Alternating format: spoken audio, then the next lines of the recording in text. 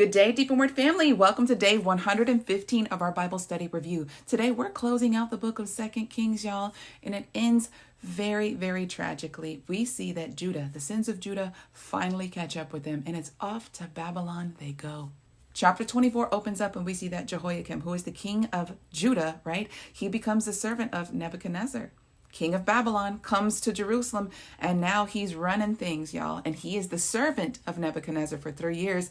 But then it says that he rebels. But see, Yahuwah is overseeing all of this because of the sins of Judah, because all of the people put their hands to shedding so much innocent blood, enough blood to cover the entire perimeter of the southern kingdom. That's how much innocent blood was shed. It says that Yahuwah was not willing to pardon it.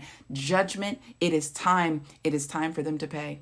So Jehoiakim, he tries to rebel against the king of Babylon, but it says that Yahuwah sends more of the enemies to besiege the city and overthrow them. And it says that Jehoiakim passes away, and his son, I'm just going to say it in Hebrew because if I try to say it in English, it will sound like a Japanese name, but it's really Jehoiachin.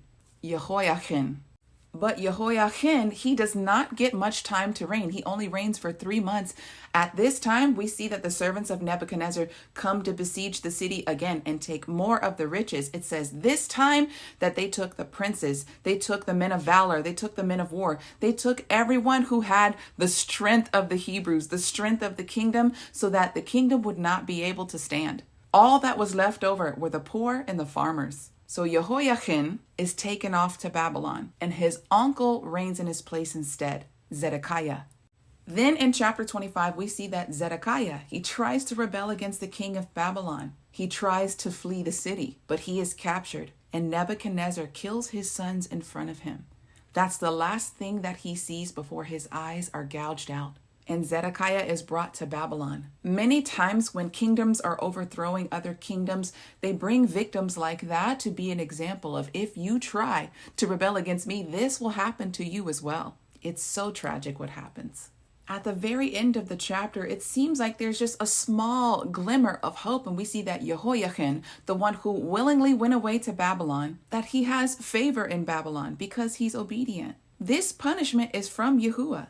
Judah is being judged. So those who just go along with it and accept their punishment, they have their lives. And so it fast forwards in time of their Babylonian exile. And this one Judean king gets to change out of his prison clothes, and he is given a kingly portion. And the book ends like that. What can we learn from this is that our sin will eventually catch up to us. And our God is a loving God, but he is a just God as well. He is the king, and he is almighty judge.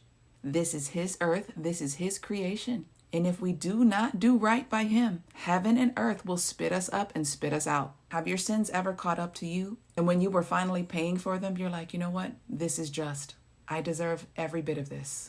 Many of us are so grateful and thankful that Yahuwah Elohim did not take our lives while we were yet living in sin. I personally am so grateful that while I was yet sinning and I was enjoying every bit of my sin, please believe me, he knew the day that I would wake up and turn to him and give him my absolute awe. I am in awe of his mercy and his grace and his forgiveness. And I do my absolute best to exemplify the same type of behavior towards other believers and non-believers, because many are just blind and they don't see.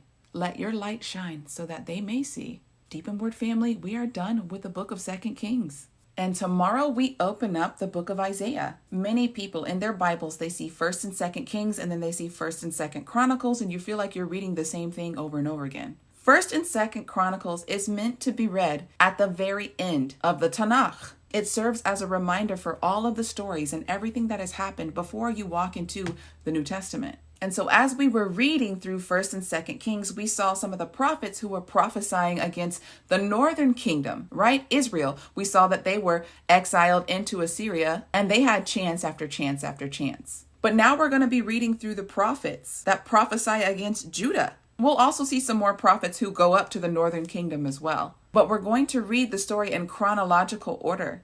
We saw at the very end of 2 Kings that Isaiah was in the story. Now we're going to open up the book of Isaiah and we're going to go deeper into the story. I hope this helps because I know our Bibles, the way that they are organized, can be very confusing when you start to read the Bible in chronological order. It may not make all the sense in the world to you now, but once we're done, it probably will. It took me some time to get used to. But it's in this order that you will understand the full story of the kingdom, how it was split, how they were exiled, how they came back. Then you understand the Second Temple period, which is the period in which our Messiah would come. These prophets prophesy about our Messiah coming during that time. Deep in Word family, that's all that I have for you today. Until tomorrow, YAH bless.